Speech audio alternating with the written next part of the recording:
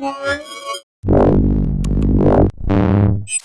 I'm Roland here at CES 2016 at the LG booth, and they're kind of surprisingly launching a new mid-range to low-end smartphone range. It's called the LG K series, and this is the bigger brother of the K7 that we just showed you. It's the K10, and it's a 5.3-inch screen. On here we have an in-cell touch panel, and as far as I can tell, that's actually an TFT screen, so it's definitely just an LCD, but it's got a 720p resolution. Under the hood, we have a bunch of different SoCs, actually, depending on the markets you're in. There's going to be a 3G model that only has a 1.3 gigahertz quad-core SoC, but there's going to be LTE versions that are running at 1.2 gigahertz or 1.3 gigahertz, depending on what SoC they're using. I guess they're switching between MediaTek and Qualcomm, but there's also going to be an octa-core version running at 1.14 gigahertz. And talking about that 1.14 gigahertz number for the octa-core SoC, it kind of sounds like this is the new LG Nucleus in here, because otherwise I don't know any other octa-core SoCs running at that speed. What's also pretty interesting is the camera configurations, because you can choose, depending on what market you're in, again, between a 5 megapixel camera on the rear or an 8 megapixel, no, it's either 5 or 8 megapixel on the front. I'm sorry I'm messing this up because there's tons of different configurations. And there's models with an 8 megapixel camera on the back or a 13 megapixel camera. And if you look at the pictures that we just took a second ago, you will see that these are actually very decent. I don't know why it doesn't move between the pictures. Let me just quickly try and figure this out.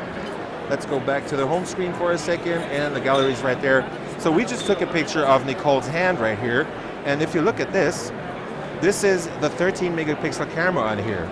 And this is what the back of her hand looks like, and this looks freaking amazing for a rather low-end phone. There's no bleed on the sides here. It looks very clean, and as you can see, we're in pretty good lighting, actually, that's true, but this is a very good performance for a camera that is on a phone that is supposedly going into a very low price point.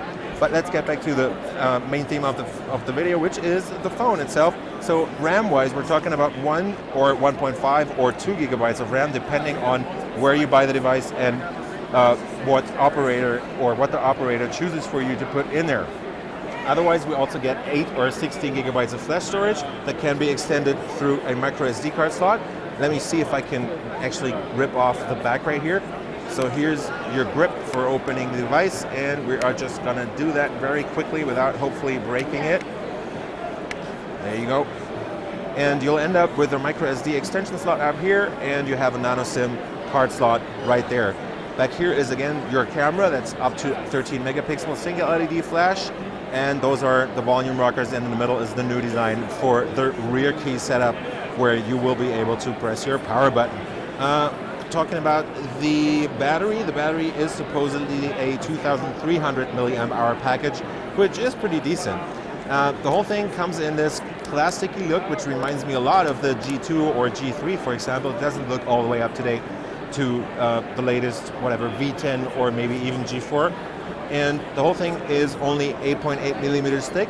Design-wise, it's a pretty slick phone because you also get this 2D look here on the side, so they have the curved glass on this device too. The whole thing runs on Android 5.1 Lollipop, so we're still on the old version of the LG UI in this case. Let me just quickly move into the software info, and down here you can see the model number. So this is the LG F670 in this case, which is the L model for Korea and LG U Plus in this case. This should be launching in the US and a bunch of European countries very soon.